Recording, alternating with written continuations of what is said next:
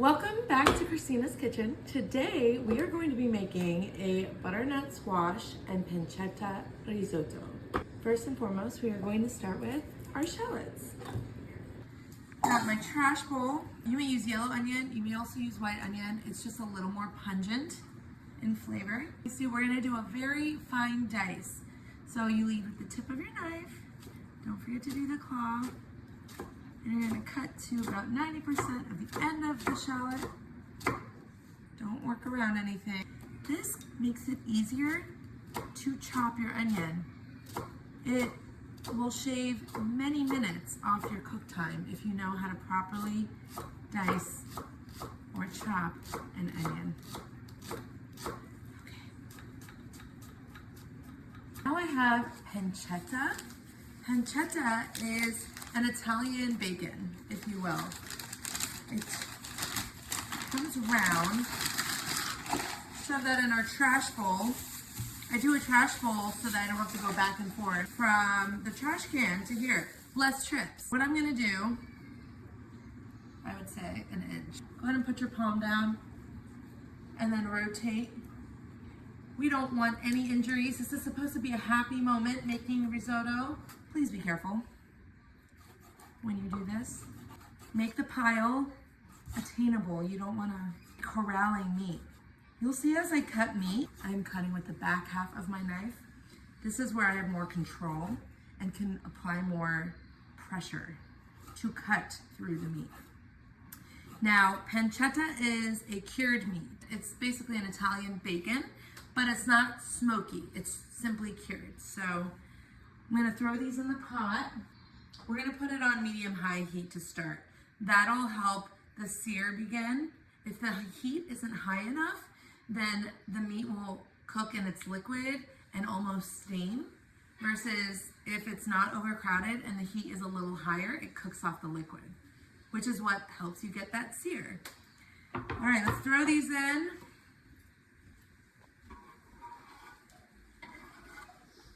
Use the back of your knife.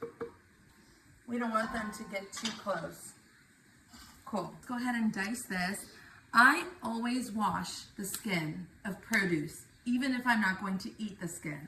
Germs live on the skin, dirt lives on the skin, and even though you're not eating the skin, it can transfer from the skin to the flesh of the fruit or vegetable that you are using. So I like to always wash it. Watermelon, avocados. I like to get butternut squash with longer necks. Reason being, the flesh is mainly here, the seeds are here. So it's easier to handle it, and you get more out of it when it has a longer, wider neck. For the peeler, you will have to use a little more strength. You'll have to go over it a couple times. Bada bing. Got that off. Yay.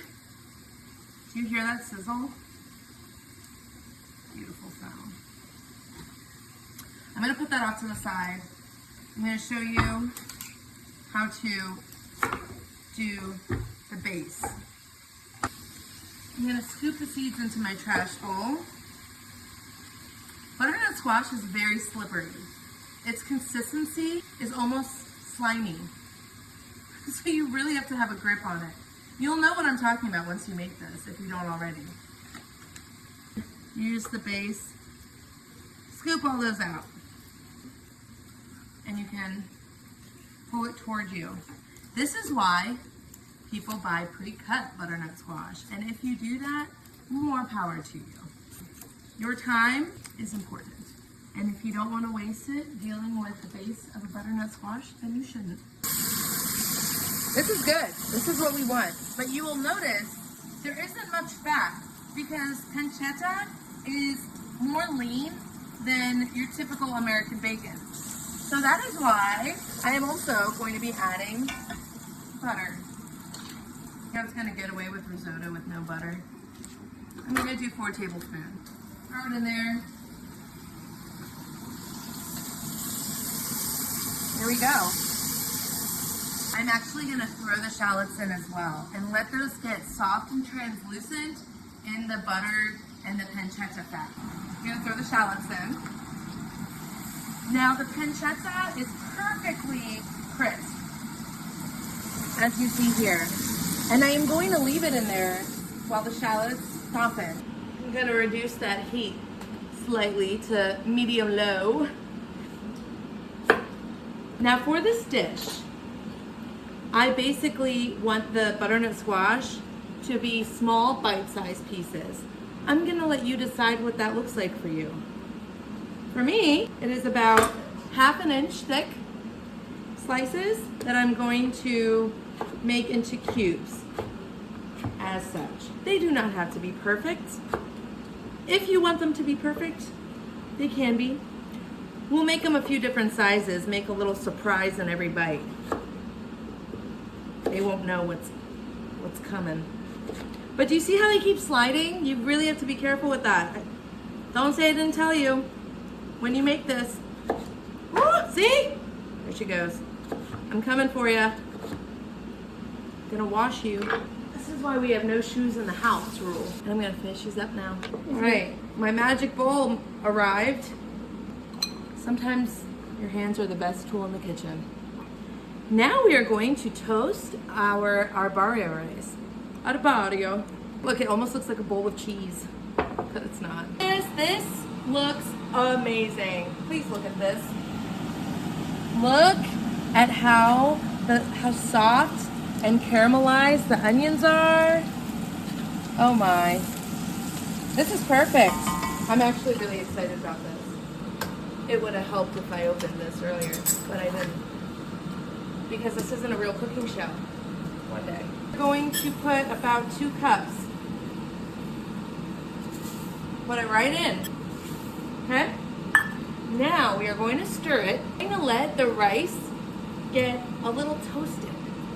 This doesn't really do anything for the texture. It's more for the flavor. I'm going to do another 1/2 cup. Is there anything worse than someone coming to your house and not feeling like they can eat what they actually want to eat? We all been there. You know what I'm saying? We've all been to that house. See how there's golden brown color on that? This is what we want. Just enough on these grains that you'll get the flavor. It's go time. Let's add the liquid. I have 4 cups of chicken stock. I'm gonna add that in. I'm only gonna add about 1/3 of that in, and I'm gonna stir. This is where risotto can be a bit laborious because you're just gonna keep stirring. Risotto is a short grain rice.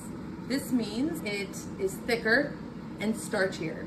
So when you stir in the liquid, usually with rice you leave it be, but with risotto you're supposed to stir it as the liquid cooks off so that it gets thicker and even creamier. It's really starch, but creamier. We are also going to add a little bit of cream in the end. But that is the process, the very slow process. You're basically braising your rice grain and stirring it, and then stirring it, and then stirring it. This is the perfect time to crack your lid. And when I say crack your lid, I mean close it and leave a little crack open.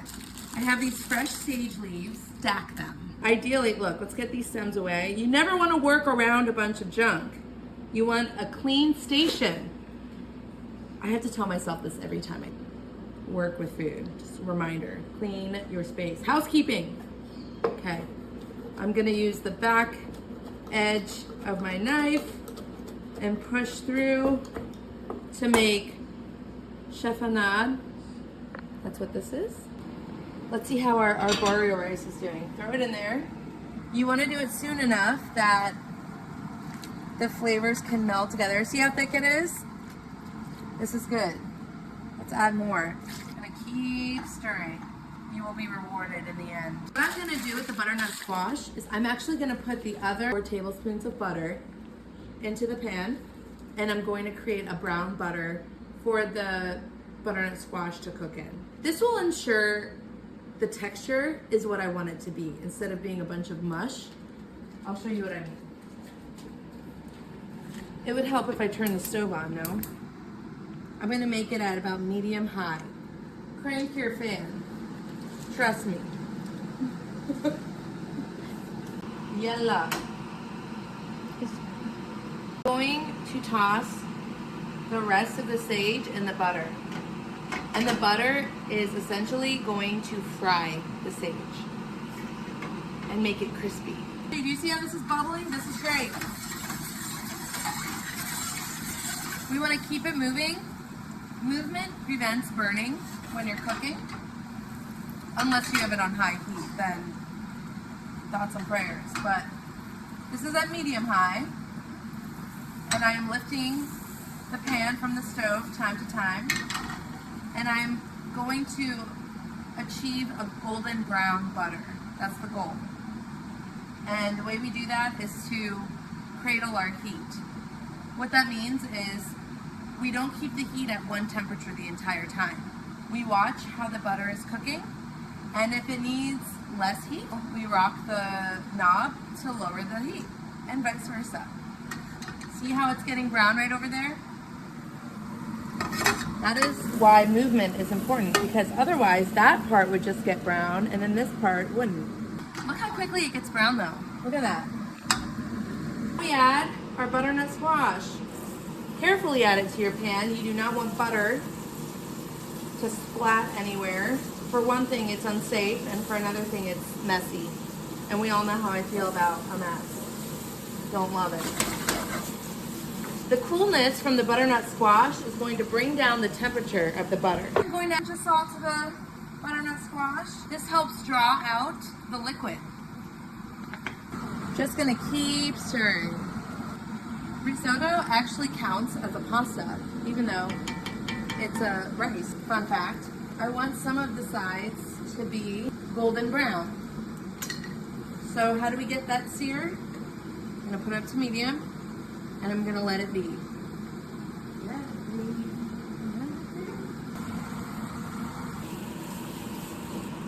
So now you will see the golden brown color that I was talking about. That's what we want. It's the perfect consistency. You want it to still have a bite, because once we throw it into the risotto, it's gonna keep cooking. So we don't want it to be too mushy.